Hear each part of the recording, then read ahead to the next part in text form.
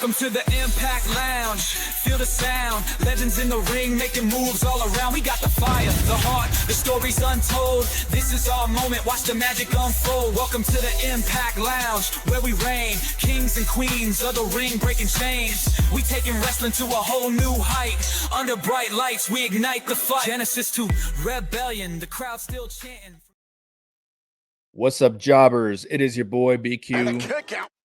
This is your Impact Lounge Impact review for March 6, 2025. We had Oba Femi on the show. We had the Hardys and the Clones in the main event. We also had a lot of bad comedy this episode. I'm not going to bullshit you. This wasn't my favorite episode in the world. And I'm probably in the minority because I think online I've been kind of seeing that people seem to enjoy this episode more than the last couple. And I'm talking about the live episode and then last week's episode. I thought last week was solid. I thought the live episode was okay. I think they tried to hit you with some surprises that didn't hit. This episode to me just kind of dragged. It felt like it was never going to end. It was one of those things where I'm like, fuck, we still got like 2 matches till the main event. There was a lot of bad comedy. There was good though. There's always good, man. No matter how much I try to tear down, I don't try to tear down, but if I do tear down a particular episode, it doesn't mean there's not good qualities about it as well. So, we're going to talk about the good. We're going to talk about the bad because, as I always say, if it's good, I'll say it's good. If it's bad, I'll say it's bad. That's how we do it here. One time for your mind. So we're going to get into this episode of, before I even get to that, people have been asking me about Hammerstone, and I do have some information for you guys, but as far as the actual television show we're watching, he's still on the roster, right? It's not like we are going to see him going forward. So once he is off TV and then he's kind of like officially off the roster page on that shit, we'll talk a little bit of Hammerstone, but I'll give my thoughts on his run, and then I'll kind of tell you guys what's going on with him and all that. So yeah, that's it. So let's get into this episode of TNA Impact. TNA Impact. Oh. Your ring announcer for the evening is Mackenzie Mitchell. And this kicked off with a match. So the last couple episodes kicked off with talking segments. Monday Night Raw. This actually kicked off with some wrestling. I thought the opening highlights thing went too long. I mean, I always think it goes too long, but I thought this one in particular really went too long. And I praised them a couple of weeks ago for the one singular episode where they just gave us like a brief recap and then cut it out, cut the recap and place it throughout the show, which I've said 100 times, I think is the most effective way of doing it. I think you're, turning some people off. I'm not saying you're losing thousands of viewers, but when it just takes forever for the show to start, I don't think that benefits you in any way. But we did get a match. This kicked off with Elijah. Nurture me, brother. We both. This is the worst song I've ever heard.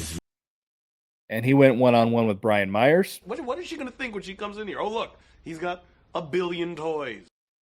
And he was accompanied by the lovely, Alicia Edwards. Hey, baby. I actually like this match. This was probably the match where people were kind of like, oh, well, Elijah can't work, and it's Brian Myers.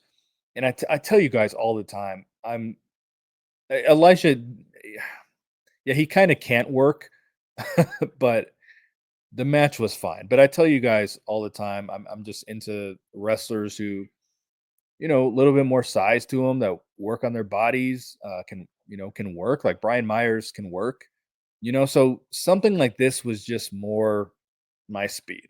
The majority of you are probably into what the Rascals were doing, or later in the evening, flipping around, all that shit. That's the majority of you guys. But for me, I don't mind a match like this. So I actually thought it was pretty decent. Elijah seems to have like this Undertaker moveset where, the old school walking the top rope and then finishing with the tombstone. Someone said that's always been his finisher. I'm like, there's no way he used a tombstone in WWE. Like, no way. Of all the finishers in the world, and someone can correct me if I'm wrong, but of all the finishers in the world, there is no way I feel that the WWE would let someone use the tombstone. So you guys will have to let me know. It's another pile driver on the show, but I mean, it's a tombstone. It's different. But he ultimately gets the win. And the same thing happened. I talked about this last week when I was talking about the system there because they were cutting the opening promo and they were getting crickets. And I was explaining to you guys that I think that people are very desensitized to the system.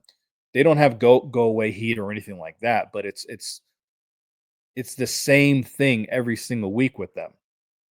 And they did it twice this week. So we have the opening match. Elijah wins. Guess what the fuck happens after? Post match beat down by the system. Every single time that these guys wrestle, like they don't switch it up even a little bit. It doesn't matter if it's a tag team match, one on one. These motherfuckers always end up in the ring, and it is the same result every time. And then the other thing I talked to you guys about was shoehorning Joe Hendry into the episode. So it's the post-match beatdown, like I said, every single time. And then Believe that. then they got to hit Joe Hendry's music and he comes down. And this is not the first time that this exact scenario happened on this episode. And I understand maybe they're like trying to have some continuity and to them that this is just the way the story is. But again, man, it's just system post match beatdown. Joe Hendry's been running in on the system for the last like 4 or 5 months. I don't even remember him wrestling one of them. I'm not even gonna fucking lie to you. I know you're gonna get in here. So, oh well, he wrestled at this premium live event or this pay. I don't remember him wrestling Moose. I don't remember him wrestling Brian Myers, Eddie Edwards, Dango, and I'm sure he's wrestled to some extent. He's wrestled these dudes, but it's not memorable. So that's why I'm telling you, it's just shoehorning Joe Hendry into everything involved just to get him on the show. And I get it; he's popular, he's over, but it just does not feel like he has a story. That being said, I'm glad they are not forcing him to defend the world title at Sacrifice because I'm always saying you don't have to defend every title. Um, you don't really have enough challengers to do that. So drag it out a little bit. So that I'm going to give him a thumbs up. Okay. He doesn't have an opponent. So they're not forcing an opponent. They're not giving us some, bullshit match of someone who we know he's going to beat. You understand? So they're throwing him in here. They're finding something for him to do that does not involve him defending the title. But he also just feels like we have nothing for you. So let's force you into this. That's just how I see it. And again, it's just the Hardys. It just feels like the Hardys and the system and Joe Hendry have just been wrestling for fucking years. After this, Queen, I was gonna say of the backstage segment, Queen of the second segment, Gia Miller. Jesus Christ, that's perfect. Of course you're here right now. She is interviewing the Rascals. In one word, would I use dope? Nope. And her ex, Ace Austin. Is this your card? Yes, oh my gosh. It's not, is it? No, When they're cutting this promo, I forgot that Ace had a couple pretty good feuds with Trey Miguel. I think one where they switched. I think Ace was the heel the first time, Trey was the baby face, and then later they had one where Trey was the heel and Ace was the baby face. That's been one of the better feuds to me in the last couple of years, especially for the X division, who just lacks to have any kind of purpose or direction or feud. Not purpose, but they lack direction. You know what I mean? So I forgot that they had the storyline where Ace was trying to get at Trey Miguel's mom. So some good stuff. So they kind of pointed that out a little bit, but they're talking about Wesley and Tank and Tyrese and all that. So we know that they have the 6-man tag coming up, and later in the episode, these three are wrestling Eric Young and the Northern Armory. Next on the menu, we have what's this fucking shit called? The First Class Penthouse, the second edition. After they did the first one, I told you guys I wouldn't be surprised if we never saw this again. They're in the same set of tapings. So once these tapings are over, again, I'm gonna double down. I'd be surprised if we ever see this again. But the First Class Penthouse, Big Boom AJ Francis. Boom! and Casey Navarro. But I am telling you right now, that motherfucker back there is not real. And, you know, Casey Navarro is pretty good on the mic. You know, I think once he breaks off from this first class thing, I think he's going to be very interesting in the X division. I still miss Rich Swann very much. That's why his picture's in the graphic here. And I refuse to remove him until I know that he's not coming back. You know, but as I mentioned to you guys, I enjoy that version of First Class a lot more. And I think it was because, you know, Rich Swann was a former world champion. The booking after that was very suspect. And there was a reason for that I unfortunately cannot repeat. But there was a reason, and the reason I know this was because I was always talking about the Rich Swann booking. So finally, it reached out to me and said, "Hey, this is why." And it took a couple years for us to find something for you know, to get excited about in regards to him. It took a couple years for them to find something to do with him where people cared, and it just kind of felt like this was kind of getting him back. Maybe not to world title level, but just to where we gave a shit about Rich Swann, you know. And even though I think AJ Francis does really good work, it's really a mid-card act now that has Casey Navarro. Even though I think he does his role very, very well, I just don't enjoy it the same.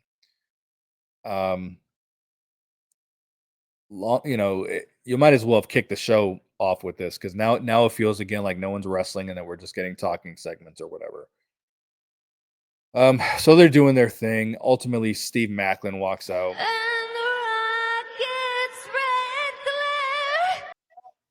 And they set up a match for later in the evening, AJ Francis versus Steve Macklin. I think Ray Wall alluded to, do we even have room for that?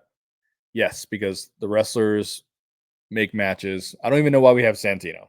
The wrestlers just freaking make matches. But at the same time, as I said last week, I don't take it seriously when someone's like, "I'm gonna go talk to Santino right now." That fucking goof. Next match we have Savannah Evans. That's a huge bitch. And she's taking on Queen of the Rubber Match, Zaya Brookside. This was fine. They were trying to, you know, they were the last two in the Battle Royal a couple weeks ago, so they were trying to play off that. And man, the Savannah Evans, like the way they're handling her is so weird right now because she's been dominant. She had the match with Masha that I thought went too long. The reason it went too long is because Laying Lee beat her in 4 minutes.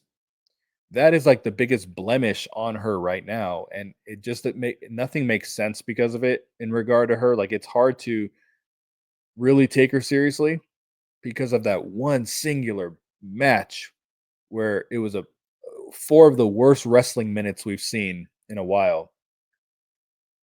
You know what I mean? It's just very hard for me to take her seriously right now, where they could have really built that up into a nice little feud. You know what I'm saying? Anyway, Zaya Brookside loses here. I thought the finish of this looked like shit.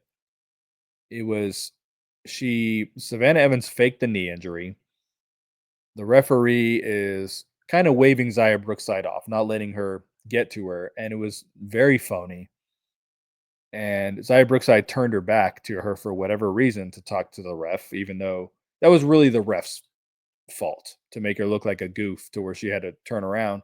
But then that was the finish of the match. Also, was Zaya Brookside catching a clothesline from the back, which she sold very well, and then that was the finish. So I like that it wasn't Savannah Evans' finisher. You know, I always talk about that when someone wins. You know, it happened another match later here when someone wins without a finisher. I think that's great. Because we have to believe that the match can end at any time. That's the kind of problem with modern wrestling. If it's not a surprise roll up and it's not a finisher, there's no finish. So Savannah Evans gets the win. Who knows where the fuck this is even going at this point? During the match, we had they panned to the rafters. We saw Rosemary. What's that? Is that Rosemary? Think? What the hell is she doing? And that's soundbite there when Tom Hannafin didn't recognize the woman in the face paint. is that Rosemary? And you hear Ray Wall in the back saying, I think it's fucking phony wrestling show. Old man shakes his fist at clouds when I'm watching this show. I don't know what Rosemary is doing here because she's a heel. We can't keep flip flopping her. So she's a heel. Savannah Evans is a heel. She's scouting out Savannah Evans. I don't know if she's scouting out Xia Brookside. Xia Brookside lost the match. So I feel like they're just shoehorning Rosemary into the show here because they don't know what to do with her. You remember last time Rosemary's in the rafters? It was like Jordan Grace versus someone. Fucking phony Ray Wall's like, all right, I hope that Grace isn't distracted by Rosemary. Rosemary was like 60 feet above the fucking ring. Like, seriously, like Jordan Grace saw her up there. Oh, Lord. So after this, I'm going to sum this up because this took place several times throughout the episode. There were several segments here which really dragged the show down. And it was, let's just get through, these sound bites one time for your mind. Jody Thread. I just felt like running. Danny Luna. God damn, bit like Mewtwo. Ash by Elegance. Come on, Teddy. Come on, Teddy. And Heather by Elegance. He has an erection. Yeah. It's all her fault. All right. So last week they did these segments, which I called it out because it was done cinematically. There were sound effects, there was music, but also the stuff was happening in real time, so it made no sense to edit it like that.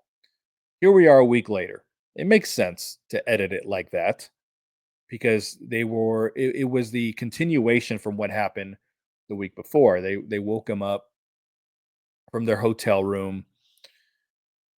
And I mean, there's segments where they're doing a makeover with them. They're working out with them. It's all bad. And I have to ask this question. Who is this for? What is the target audience for this? Now we know that these girls are going to continue wrestling until Ash and Heather win. Okay. I think, I know Ash is going to be gone for a little bit. But I think a lot of the reason Spitfire won was because I think there's more options from NXT to wrestle them. And also you got to keep in your mind that Telegraph and Tom has been telling us for several months now that someone from NXT is going to win a TNA title. We don't know which one it is. The Knockouts tag titles make the most sense. And they're pushing fucking Spitfire to be the greatest team of all time. So I would not be shocked if someone from NXT didn't win the titles from Spitfire. And they'll probably get the titles back because they're the greatest tag team of all time. And then I think at that point, the Elegance brand, if you will win the titles because they're going to win it at some point. There's the booking is not what we're used to. We're just used to new team forms, new team wrestles for titles, new team wins titles. That is how it has been for the last several years. And that's what I thought it was going to be this time around. So that said, Ash and Heather are going to win these titles at some point. But I ask again, who is this for? I have to know. You guys got to tell me in the comments. Do any of you find this stuff funny? And if you do, like, more power to you. I'm not knocking you because we all have very different senses of humor. Mine is very different than a lot of other people. For me, I love dry humor. Like, even when I use humor on my show and the sound bites, like you see, I'm stone cold. Like, I like dry humor. I don't like silly humor. That doesn't make me laugh. But I really have to question if anyone is watching stuff like this with Spitfire and Ash and Heather, if anyone finds it humorous. I just don't know who it's for, like who they're trying to reach with these segments. But in the final segment, the personal concierge. I got to drop his soundbite if I'm going to drop his name. That's my dad, but don't worry, he's cool. Really? He doesn't look cool. I don't even know if that soundbite came off. I got some kind of weird notification on my screen here. Anyway, he comes into disguise.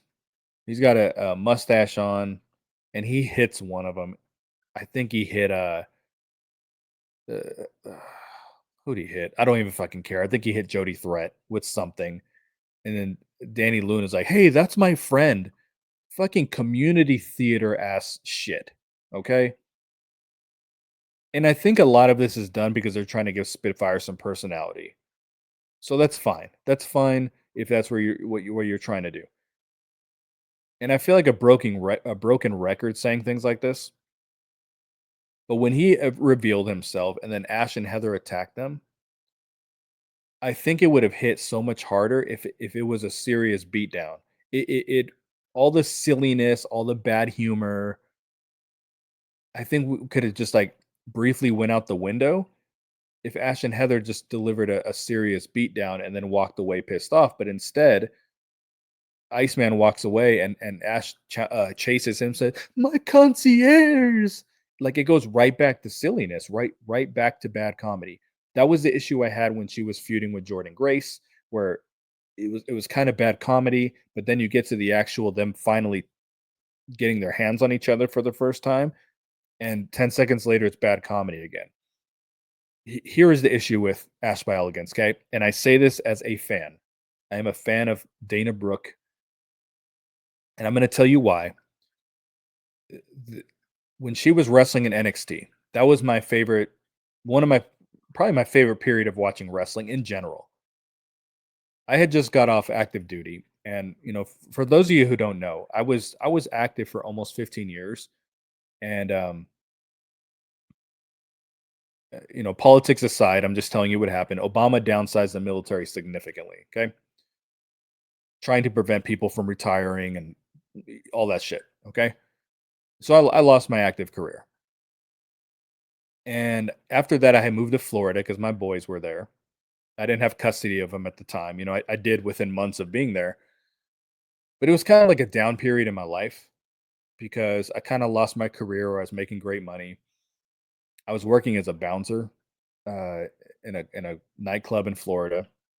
I had other sources of income, but that was my primary job. I think I was making $9 an hour doing that though. And it was kind of like a down period in my life. It was the one time in my life where I was kind of like wrestling saved me. People say, "Oh, your music saved me, wrestling saved me." It didn't save me. I wasn't suicidal, but I mean, it was just kind of a down period in my life. And I was watching a lot of wrestling, NXT, Ring of Honor, New Japan. I was watching WWE. I was watching everything that was on TV. I had plenty of time to do it. So uh, that period of NXT though that she was around, I have very very fond memories of because wrestling in general, but especially NXT, that was my favorite show at the time. Kept my spirits very very high. So because Dana Brooke, Ash by Elegance, is attached to that period of my time of my life, I'm going to be a fan of hers. Okay, so you're not going to hear me. Um, I shouldn't say you're not going to hear me say anything bad about her because I trash her constantly on this show, but it's just because I want better for her. I want more for her. Like I want to see her get to that like knockouts title, and I want them to have these two women to have the damn knockouts tag team titles. I will do anything to get the titles off Spitfire. So anyway, now that that's out of the way, this is the issue I have with her. Dobby the Brain Heenan pointed this out the other day in our Brace for Impact chat. Everything that Ash is involved with, she brings everyone down to her level. And by her level, I mean bad comedy, bad matches. All right. What I've always said to you guys is the first match with Jordan Grace was the only thing that she did that really was like, wow, this stands out. This is good. Like I want so much better for her than this. And when they got rid of RD Evans, like he was the one in charge of the Ash segment. So I was like, okay, well, this is going to be a little more serious now going forward. I think George the Iceman does great in his role. I'm actually very impressed with him. I think his role is very, very good. I think Heather's role is very, very good in that. It's just Ash. And she brings whatever segment she's involved with, she just seems to bring people down to her level. And the best example I can give you of this is that number one contenders battle royal they had last month, where it was probably one of the worst knockouts matches we've seen on TV. in quite some time. But a lot of the reason for that, it wasn't the girls in the ring, it wasn't the talent in the ring. Yeah, granted, there was no stars in there, but they could have still had a decent match. But Ash was making herself the center of the match. She kept standing in the ring and being in the middle of the ring and being very silly. Even the way she was eliminated was silly. Everything was goofy about her in this match. When the number one contendership is on the line here, right? I mean, can you imagine the Royal Rumble happening and everyone comes down and they're just doing comedy the entire time, like it's not serious? She's just a very unserious wrestler is the problem. And I think just some tweaks. We just need some tweaks because she can get there to like knockouts title level. I truly think that. And I think that once these girls actually win the titles, I think it's going to be kind of entertaining. But, if you look at that battle royal, everything revolved around her bad humor. And that's why the match sucked. We're talking about this entirely too long, but I just, again, I just got to know, does anyone find what she does or this type of stuff funny? Because maybe it's me being too serious. That's entirely possible. I know some people are gonna say, well, it's wrestling, don't take it so seriously. I can understand that. Okay. But I do want to know if anyone actually finds this funny. Talked about that for entirely too long. So let's move on. Next match of the evening. John Schuyler representing the Great Hand Jobs. Hey, for another 60, I'll jerk you off in the parking garage. And his opponent was Mike Santana. That's nasty. John Schuyler always comes out and he's working the crowd. Sometimes he gets crickets. Sometimes he gets some reactions because he goes for like very, very cheap heat. He's real hit or miss with his when he does this. But he got a little bit of a reaction here. And I had to compare that to the Colognes, who get almost none. And I'm just like, man, if John Schuyler is getting some kind of reaction, it really shows you how under those two guys are. And I'm going to say it for the third week in a row, BQ's favorite tag team of all time. They're also have to be in their late 40s, early 50s, probably not early 50s. I would imagine late 40s. If I'm 45, I have to imagine they are either my 46 to 49. That's what I think. And they're just so past their point of relevancy. And like even John Schuyler's coming out and getting a reaction. So it's really not a good sign for those guys. Does not mean I want them out of the company. But after this set of tapings, we have to sit and say, okay, let's redirect. How can we set these guys up for success better than we did for this particular episode? Anyway, this match obviously did not last very long. He won with a running power slam, which he beat one of the Northern Armory guys with that when he had the that like gauntlet match versus them. So it's another match here where he's winning with one of his moves, but it's not a finisher. But then after the match, Jason Hotch walks in and he catches the spin the block because get my shit in. He had to hit the finisher. But yeah, this match is what it was. When it's over, some jabron comes down to the ring and he's giving him a cup and he is letting him know that he has a urinalysis test, a random urinalysis. First of all, this is not how this is done. just like Mike Gilbert was pointing out about the Alcoholics Anonymous meetings, like this is not how they're done. This is not how you randomly select someone for a drug test, but whatever. He comes out with a cup, and at first I was saying, why is he taking a drug test? Because I thought he was an alcoholic, so he should be doing a breathalyzer. And then did a little research, asked around, and I guess he had an issue with pills as well. So, but at first I thought he was only an alcoholic, so I was a little confused. So yeah, Mike Santana obviously is not very happy about this, and this is another segment that's kind of bad comedy on the show. It's not as bad as the Spitfire and Elegance stuff because Mike Santana isn't goofy. Ali can be goofy, but also be funny at the same time. So it wasn't as bad as the other stuff, but I thought it was unnecessary. And I understand it's part of the story, but it took a step back for me. That's how I feel. Then after this, we get the Big Boom AJ Francis match versus Steve Macklin. And there was a lot of interference on this show. There was every single episode on this show. I mean, every single match on this show had a run-in or interference. The only one that didn't was Mike Santana and John Schuyler. It had an angle after, which is fine. Everything else, it's like we pay everyone per date, per appearance, so we have to throw as many people as possible on the show. And I think the show hurts from that a little bit. But they're having a pretty decent match. These are two of my favorite wrestlers, so I'm into it. Steve Macklin and AJ Francis. They're two of my favorite guys on the show. Got some size, and Eric Young comes down. Those times of like the rah-rah speeches and like getting everybody up, because like nobody really get motivated off that stuff anyway. And he interferes along with the Northern Armory. Well. This is Mr. Bullshit and Doctor I'm Full of Shit. Kid Icarus and the Wizard Walt Williams. So they cause Steve Macklin to lose the match. Later in the episode, Macklin confronts them and Eric Young saying, I'm doing this for you. So I don't know if we're going to get Macklin versus Eric Young. I don't know if Macklin's going to recruit some people. I have no idea. Like I would imagine both things are going to happen. There has to be a one-on-one match at some point. But I also feel like because Eric Young has a stable, like at some point Macklin has to have tag partners.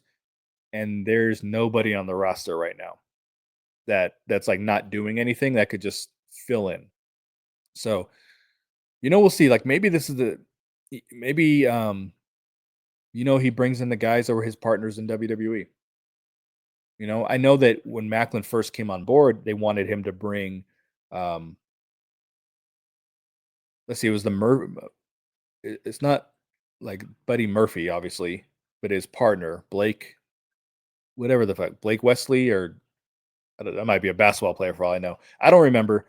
But I know they wanted to bring him in with Macklin, but Macklin didn't want to do the tag team thing. He wanted to do solo, but he's clearly established himself. So, maybe this is the time that I think it's a good time to, I don't even remember who their other partner was. I have no clue.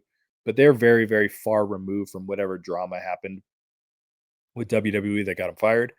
So, and I think there's some sympathy with the other guy because he obviously lost his wife. So, maybe this is a good time to bring those dudes in. Or maybe it's just one dude. I don't know who the third is. I don't even know if he wrestles somewhere. I don't know who he is. But it might be good. They're talking about we got surprises coming, right? And again, every time you hear there are surprises coming, lower your expectations. Number one, Tommy Dreamer is the one who said it. Number two, Tessa Blanchard said it, which probably means, considering Tessa Blanchard is not winning any popularity contests in wrestling right now, if she says there's surprises coming, it's probably some like jobbers from Mexico, Los Jabadores. You feel me? It's probably some girls with masks coming. So that is my guess. Obviously, I could be very, very wrong. But when Tommy Dreamer's like, hey, Tommy Dreamer had multiple times talked about you're not going to want to miss this episode, okay? They did a live episode and the colognes came on. You know what I'm saying? Like that is a TNA surprise. So I think you guys have to, I know you need to lower your expectations. If it is fucking Baron Corbin or something like that, awesome. I don't really want him, but if it is him, that's probably a bigger surprise. Awesome. If it's freaking Miro, double awesome. I don't think he's coming either. But yeah, lower those expectations, baby. Then we have another backstage segment where they are actually in a locker room for once because they're at the Full Sail. They're actually in a locker room. They're not in some random part of the arena. But it was Matt and Jeff Hardy, Joe Hendry, Elijah, Leon Slater. Hey, here, I'm in charge. Do you feel in charge? And they're talking about the upcoming 10-man tag. So, last week Santino's like 3 partners of your choosing, okay? And I'm sorry, Jeff Hardy wasn't in. There was Matt Hardy. I think Joe and Elijah and partners you're choosing. I don't know. Like we knew Leon Slater was going to be one. I think Elijah was actually one of them too. It's all predictable. They're not surprises. And then it was pretty obvious that the next person was going to be Nick Nemeth. So they're sitting here and they're talking. They are doing their thing. Ryan Nemeth walks in. Well, let me tell you something, brother. And he's being an annoying shit like he is. He thinks that they are the partners, but he is not involved with this. So he doesn't approve of that. So he says, you need to call my brother. So Matt's like, I'll call him. He doesn't dial. He doesn't hit. Obviously, we don't dial a whole lot of numbers these days. We've got numbers saved in our phone. He didn't hit the number, wait for a ring, nothing. He just says, I'm going to call on this phony, fake wrestling show. I'm going to call Nick Nemeth.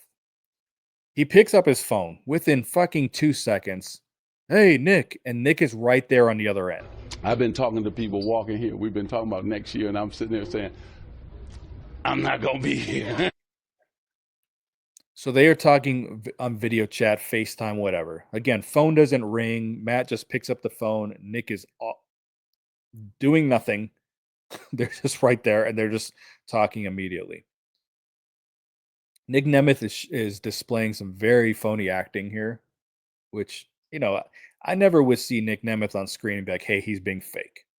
I don't get that from him. Like, he's a great performer. But him and Matt are having a fake conversation back and forth where Nick is, assuming also that him and Ryan are going to be a part of this tag thing. And then Ryan Nemeth leaves crying.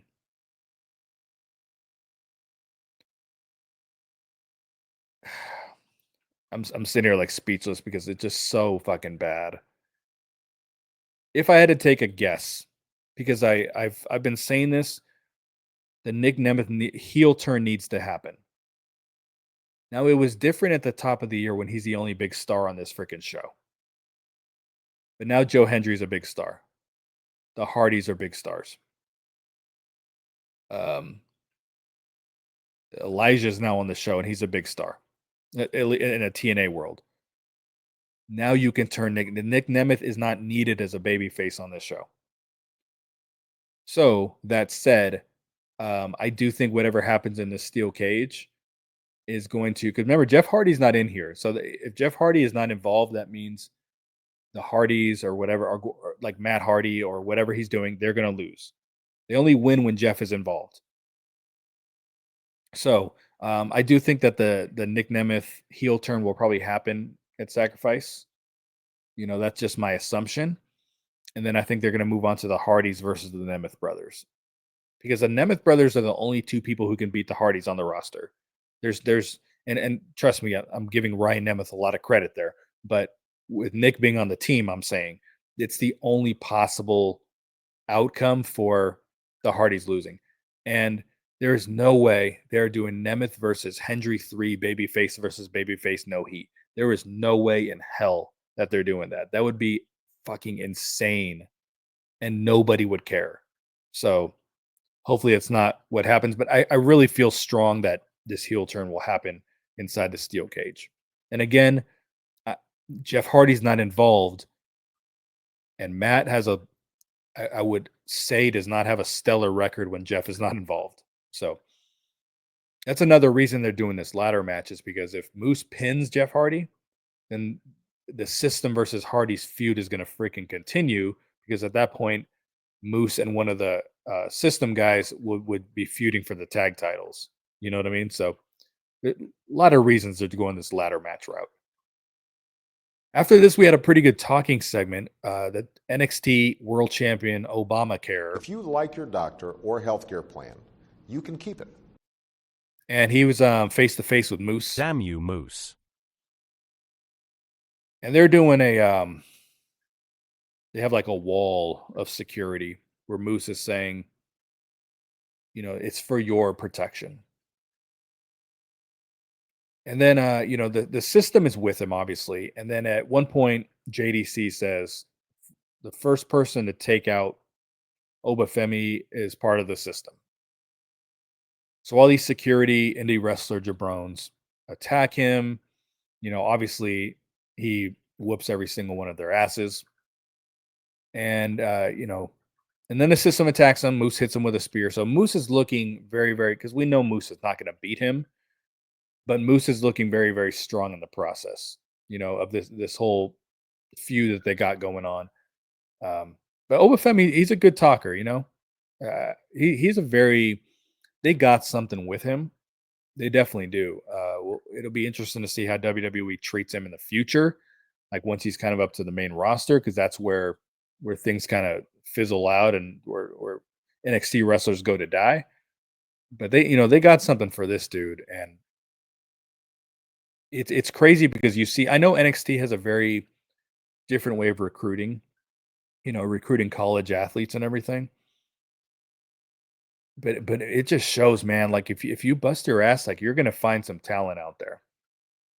And the TNA strategy for too long is who's getting fired, what mid carder is getting fired from here, you know, and I'm not saying they should completely abandon that because people do need a place to work. But at the same time, like aside from Leon Slater, there has not been. I'm gonna say since I've covered this show, the only 4 wrestlers that I feel like they just heavily scouted and kind of struck gold with was Leon Slater, um, Desmond Xavier, who was Wes Lee, um, who was the other one? Tasha Steeles. Even though she was in NWA, what she was doing, she was a baby face there. She's never been a baby face in TNA. Even when she's gotten popular, she's always been a heel. But I thought discovering her was very, very good. And Speedball Mike Bailey. And I'll even throw Masha Slamovich in there. All right. So that's probably 5 in the last decade that you're just like, man, they really found someone off the indie scene, but it just for the most part does not feel like there's that hunger to find this talent where you just see NXT just grabbing nobodies and creating something pretty special out of them. So yeah, Oba Femi, he's pretty imposing, pretty impressive looking dude. We got a Fraxium promo after this. Don't really care. They're going to wrestle the Hardys. Someone's titles are, I said NXT titles are someone from TNA, or no, someone from NXT will win a TNA title. I think that's going to be the exchange. I think they're going to win the Knockouts tag titles while the Hardys have the NXT tag titles. I think there's going to be some kind of exchange there like that. I didn't know. I've never heard Axiom speak. I assumed he was like some Mexican luchador, but he sounds like he speaks perfect English. So I don't know. I don't understand that team. The one guy with the mask, the other guy with the sleep apnea mask. I don't really understand that team. After this, we have Eric Young and the Northern Armory versus the Rascals and Ace Austin. Now, for you guys, this was probably the most enjoyable thing on the show. It was the best part. Man, for me, and I'm old school, and I'm sorry. I just thought from bell to bell, it was choreographed, it was scripted. They were cooperating with each other, do the fake punch so that one guy can duck it and do some kind of weird spin kick, and then the double team moves where they know exactly what's going to happen. And man, it was just for me, for my style of wrestling, I kind of wanted this to be over. Now, again, for you guys, for the majority of you guys, you're probably like, man, this match kicked ass. This was the best thing on the show. And it's perfectly fine if you feel that way, because we just all enjoy wrestling differently. So it's perfectly fine if you feel that way. So I'm not going to sit here and be like, oh, this was a shit match. It was not a shit match. They were doing some impressive stuff. For me, it was just overly choreographed, and I can't get into wrestling like that. So yeah, that's that. After this, Mike Santana is walking around backstage. He runs into Santino. Sometimes may be good, sometimes may be shit. And he is, obviously complaining that he has to do a piss test. Santino, excuse me, because we're talking Santana and Santino. Santino's like, they went above my head. Okay, listen. Santino is not their boss. Okay? Santino is a matchmaker. He is not even he is like a low-level supervisor, maybe. You know what I'm saying? Like, but he is not their boss. I have supervisors, but they're not my bosses. You know what I mean? Like they might discipline me if I mess up, or they guide me one way or another, but like I don't report to them at the end of the day. Santino is not their boss. So if of course it's over his head to do a piss test. He's just there to make matches. That's it. To show up at the right place at the right time 50 times an episode. I saw the the YouTube clip of Sammy Callahan and Mance Warner in the parking lot, and Santino showed up in the parking lot. I'm like, what a fucking joke, man. But yeah, Santino is a matchmaker. That is it. He is like he is the director of authority. He doesn't actually have authority. He's a director of authority, but it's just a goofy title for I make matches. And I come out there and do bad comedy when people are doing serious things. What do we have after this? I thought this was one of the worst parts of the show as well, along with the bad comedy. As far as everything else that we saw, this was not good to me. Masha Slamovich. How do you like my garbage truck? This truck is in honor of Kamala and Joe Biden. Because she is the director of waste management. She comes out, cuts this promo. She is dressed like the opening from Saved by the Bell. But she comes out, and she was putting me to sleep. She's just, I'm not looking to wrestle. I'm looking for a fight. I mean, the same fucking horse shit that wrestlers been saying for years. Not saying anything original. The crowd wasn't really reacting. They didn't care. And then Cora Jade's music hits. I got a lot of discipline, but you 25-year-old with them big cans and that peanut butter skin. And as I said last week, this girl is lucky like she is smoking hot, because she has nothing else at all. She comes out and she's cutting the promo back to Masha, and it's just as bad. It's worse than Masha's. Masha can talk a little bit. I just thought this particular promo was very boring. Like if I'm struggling to sleep tonight, I will watch this segment on my phone. But Cora comes out, it's bad also. So here I'm like, can we please wrap this up?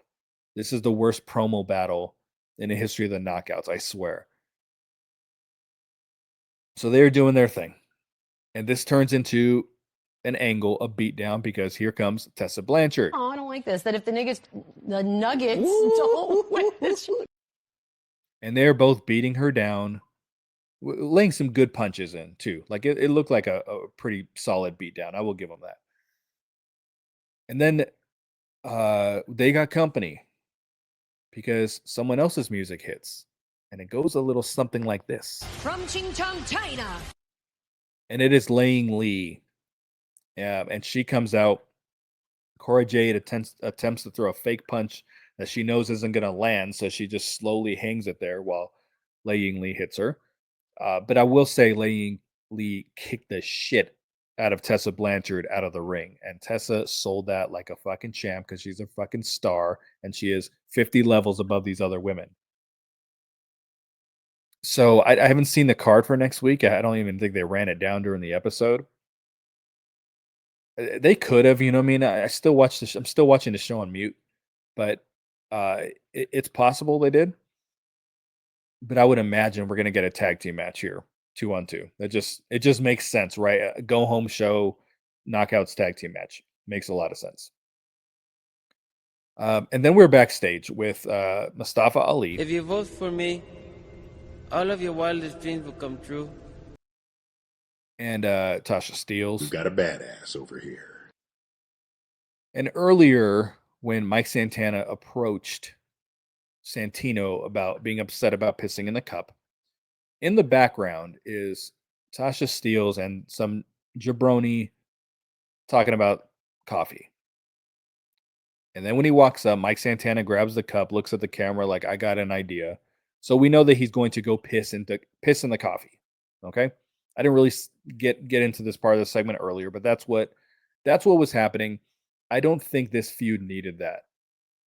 I'm okay with the, hey, you got to take a drug test. It fits into what they're doing, but they took a bad comedy detour that just was not necessary.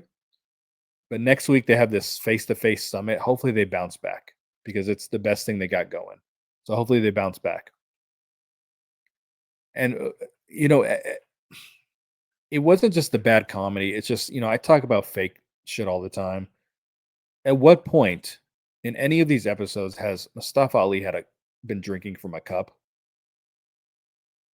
They did so when I think when Santana wrestled Skyler, yeah, that's what happened. And I didn't mention this earlier because I forgot. But Mustafa Ali shows up on the screen. He's the one that notifies him of the random drug screening. It's not the dude that walks out. And he's got a coffee cup. Like again, at what point has he ever drank coffee on screen? If there was some kind of continuity where it was like part of his gimmick that he was always drinking coffee and people were always bringing it to him, that's like one thing. But just him all of a sudden drinking it and like, this is good. Fucking phony fake wrestling show. What do we got after this? It is the main event of this program. And it is Eddie and Orlando, the Jabrones.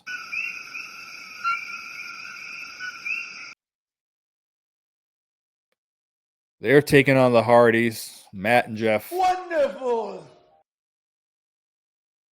My name is Jeff. I mean, this was like pop versus anti-pop. I mean, there is not a larger pop that you can get than the Hardys. And there's not more of a silent reaction that you can get than the Jabrones. And again, I hope that when this set of tapings is over, they shift fire. It's like what we say in the military, like shift fire, adjust, because they wrote this whole set of the stories for these tapings. Say, hey, the Colognes are going to show up. They're going to be huge. They're going to pop big. They're going to be over strong. We're going to put them in TNA t-shirts. People are going to remember them because it's Full Sail. And they're pushing them in a main. They got this is a second main event they've been in. They're going to be in a third here in this steel cage match. We'll get to that here in a second, but they got to shift fire on these dudes for the love of God. Like, so they're having this match, and the match is what it is, man. I mean, I'm having a hard time getting into it because I'm like, well, the Hardys aren't going to beat these dudes. Well, no, it was Henry and Elijah to beat him last time. But I'm like, the Colognes are not going to lose again, right? They possibly cannot lose. They've looked like idiots the way they've been booked up thus far. So they're not going to lose. The Hardys aren't going to lose. So what is the easy money here? That the system, just like they did in the beginning of the show, runs out, does a beatdown, they cause a disqualification. For the second time in the episode, they got to get Joe Hendry's music on there. So his music hits. And he runs down with Elijah. And they're just brawling in the same fucking way that they were in the opening segment, damn near. There's a couple other characters here involved with the Hardys and the Colognes, but I mean, it's like, it almost felt like we were watching the same thing twice. And just like last week, we're almost going off the air, and then the music hits. Sometimes may be good, sometimes may be shit. And it is Santino. And again, this is serious what's going on in the ring, okay? Not as serious as Moose and Ace Austin last month where they were doing this gold promo segment. It wasn't that serious, but it's pretty serious. You're talking about the main event, your main eventers and the main event that's coming up, which is this 10-man tag team match. It's serious, and Santino's coming out, and he's so moved by the people cheering for him. Like this is your fault. You those of you going to like live shows and cheering for Santino, this is your fault. Why they keep bringing him out and why he's all over the show. Shame. And he lets us know that this 5-on-5 match is going to be in a steel cage. So we're excited about this because the steel cage, we haven't had a steel cage match in years. We're excited about this. I think 10 people is a little much for a steel cage because TNA does not have like the WWE size ring. And this isn't Hell in a Cell. I understand they've done Lethal Lockdown and it's like 4 versus 4. I get that, but like adding 2 more people, that's a lot. I'm not too optimistic this match is going to be good, but we're excited that they have a steel cage and like I told you guys, you cut the fat with Rhino and all these dudes, and now you got some money.